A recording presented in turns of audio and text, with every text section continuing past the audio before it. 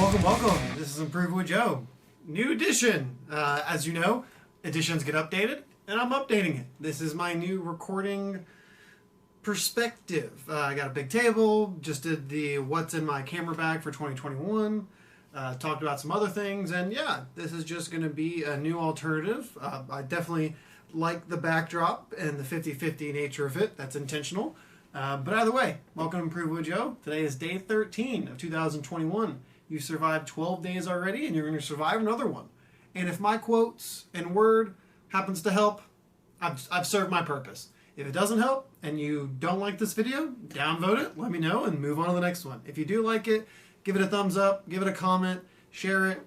Without you sharing and trying to get the message out there, there's only a certain amount that I can do.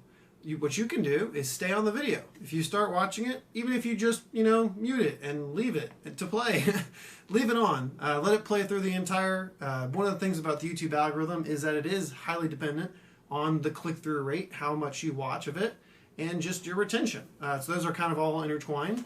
But yeah, either way, we're going to get started with the quote. With the word of the day. Today is indifferent. It's a matter of complete indifference to me. It's a posh way of saying, I don't care. You can be indifferent to a person, a place, a film, a food, a piece of food. You neither like nor dislike them. And when the chips are down, you can't really be bothered to discuss them. You're indifferent to it. Just throw your hands up and be indifferent. It's okay to be indifferent sometimes. Other times not. Stand up to your friends if they're doing something shitty. Stand up to your boss if they're doing something wrong. Stand up to your president if they're doing something wrong. Stand up to your political party if it's corrupting you. Stand up to society if it's really holding you down. Sorry, that got really depressing. But don't be indifferent unless you want to be. There are times to be passionate, be emotional, and there are times to be indifferent.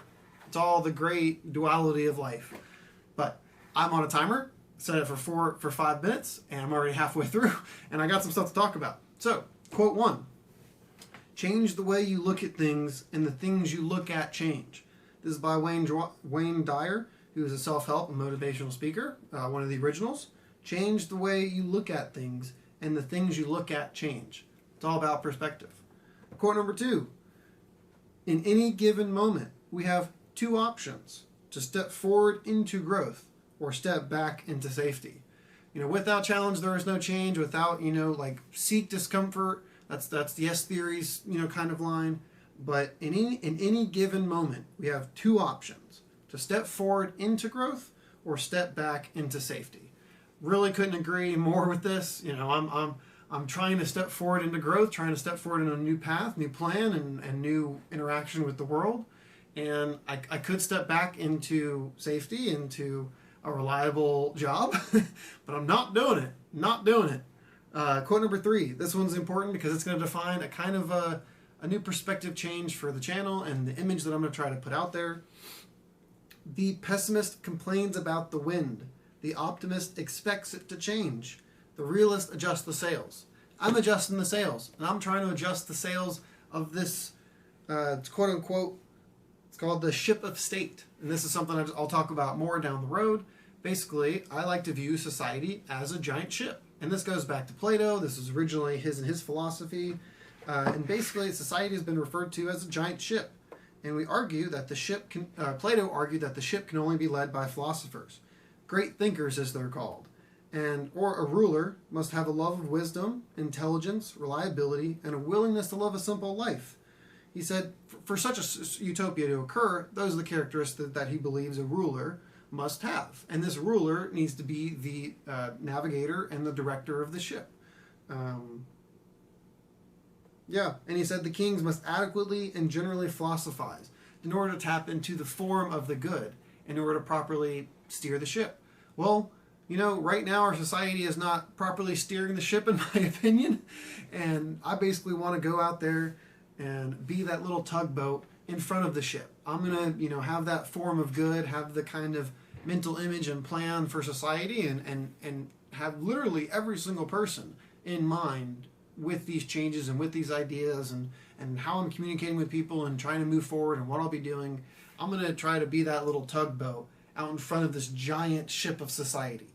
I'm gonna try to animate this and make that my intro.